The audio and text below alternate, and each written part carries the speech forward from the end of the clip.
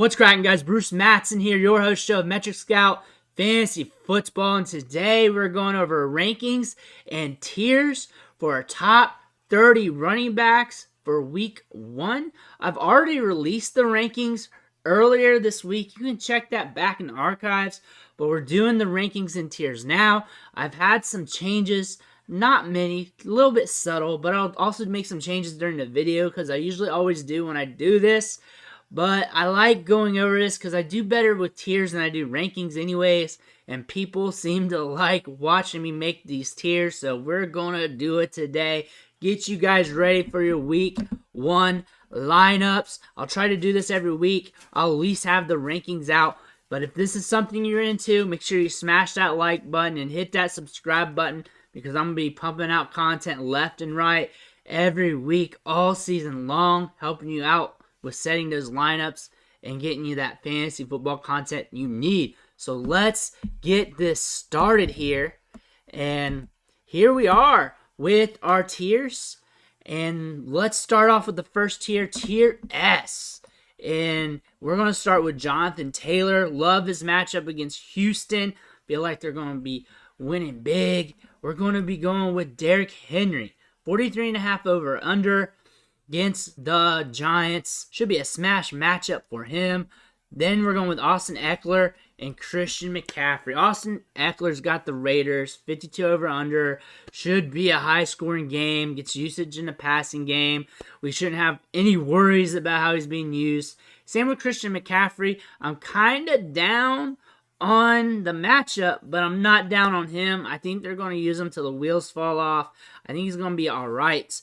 One thing I think about this tier and the rankings is I feel a little bit more comfortable with them ranked like this. Some people have McCaffrey up here at the 1 spot. If I can get it moved there, I'm fine with that. If you want to go McCaffrey over everybody else, go ahead. Like, the difference between these three, that's pretty much their own tier inside this tier. Eckler, McCaffrey, and Taylor isn't much. Henry's in there because I think he's in a smash spot. We know the offense is going through him. We know he's going to be running all over the Giants. They have to. And he has the potential to put up 25, 30 points a game. And I think this is a smash spot. But there is some risk here, just in case this offense, this game script, just doesn't go as planned. Games just do that. I don't see that happening to the Chargers game this week. Could happen with Carolina this week. However, I feel like the workflow, the touches is going to be there for Christian McCaffrey. He has the potential to give you 30 points or more. Jonathan Taylor has that. I think the game script's going to be very optimal for him.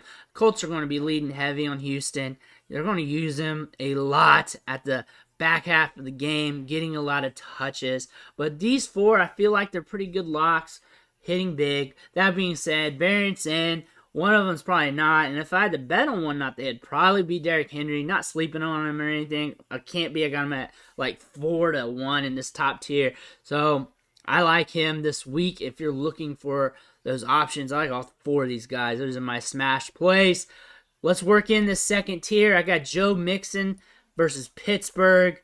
I got Dalvin Cook versus Green Bay. I got Aaron Jones versus Minnesota. DeAndre Swift versus Philly. Lenny Fournette versus Dallas. Najee Harris versus the Bengals.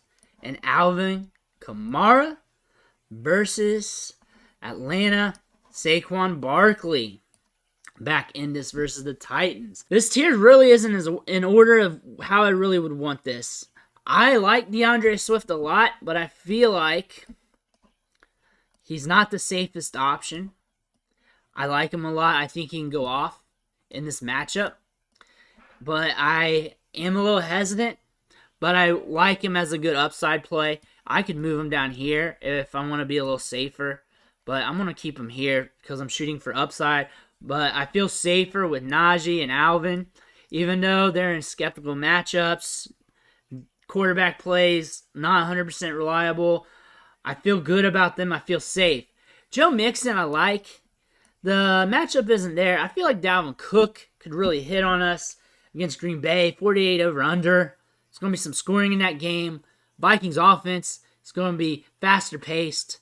I kind of like his situation. I want to roll with that for week 1, and if he's healthy, he's good to go. Then we got Aaron Jones. I don't really know what to do with him. I do like him in this tier. I feel like this is going to be a good matchup for him, but he's also sharing the backfield. Let's move him back a little bit.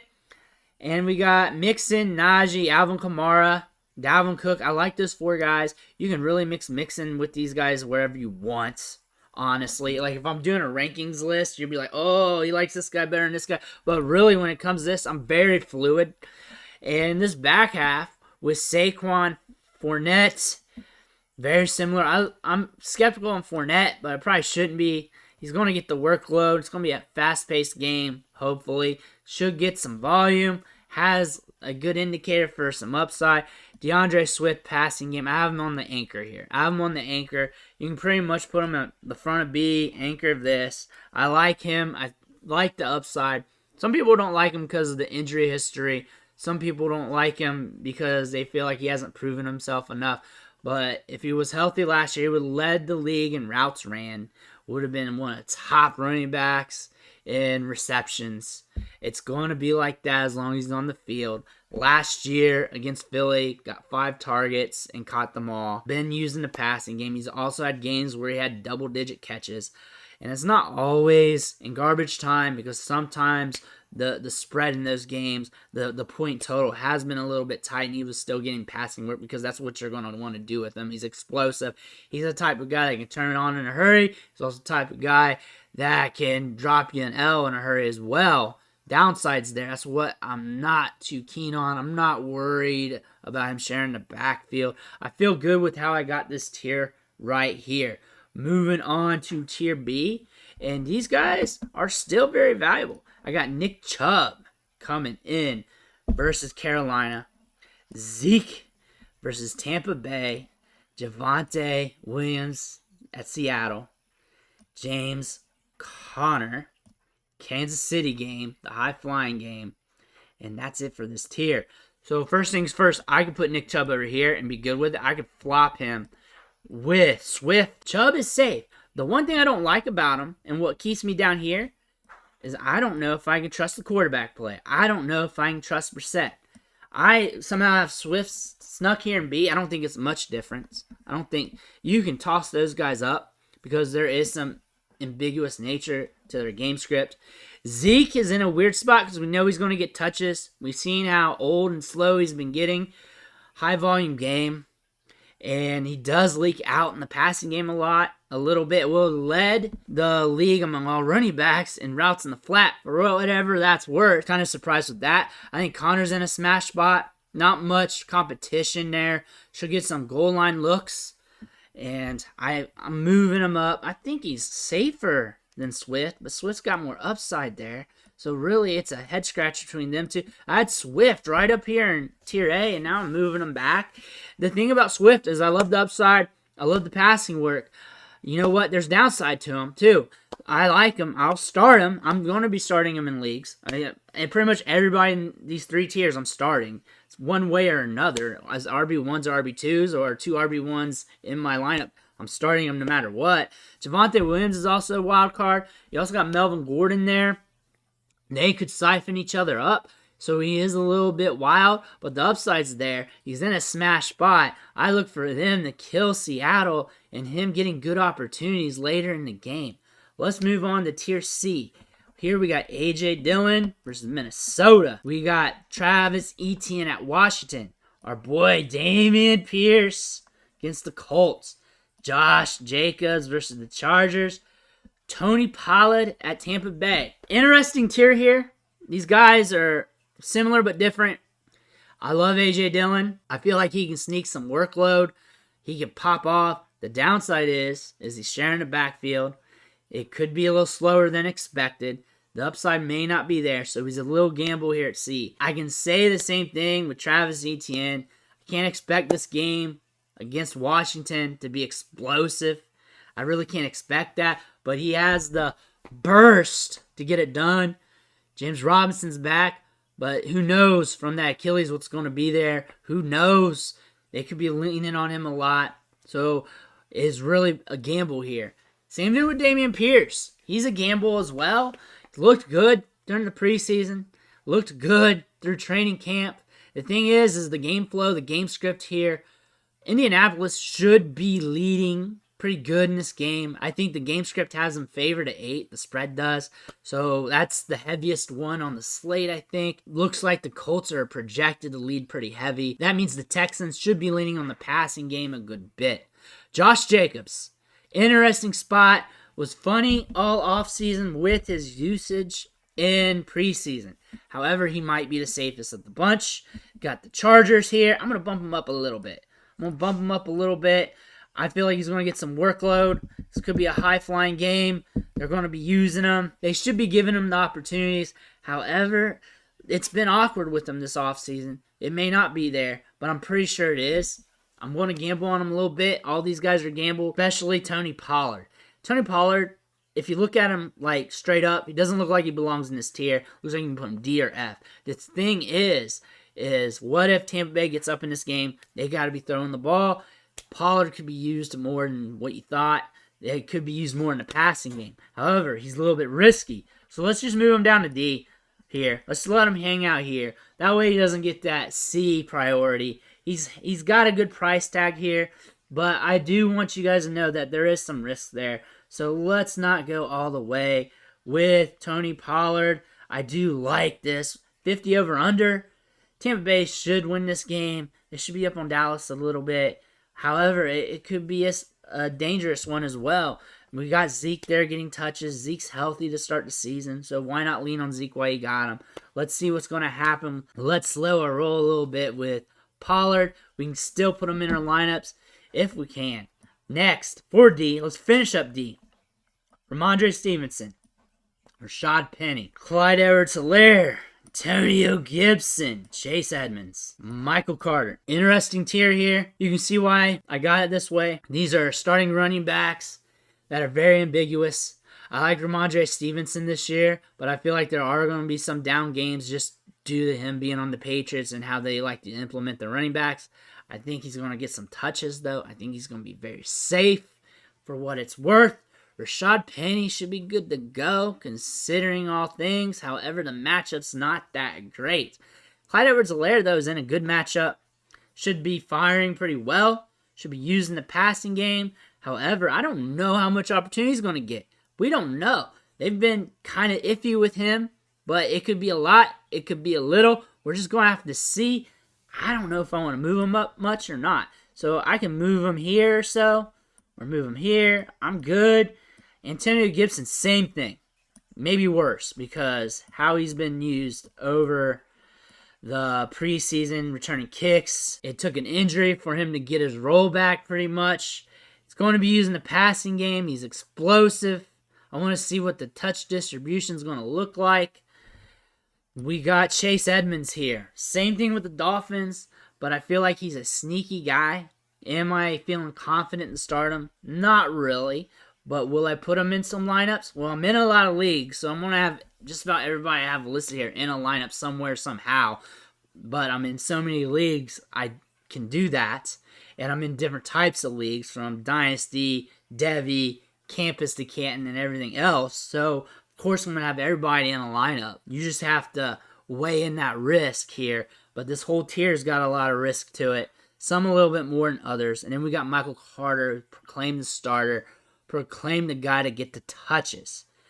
I don't know what that game script's going to look like against Baltimore. I think it's going to be pretty slow. I think Lamar Jackson, with him running the ball a little bit, it's going to drain a little bit of clock. It's going to slow things down a little bit.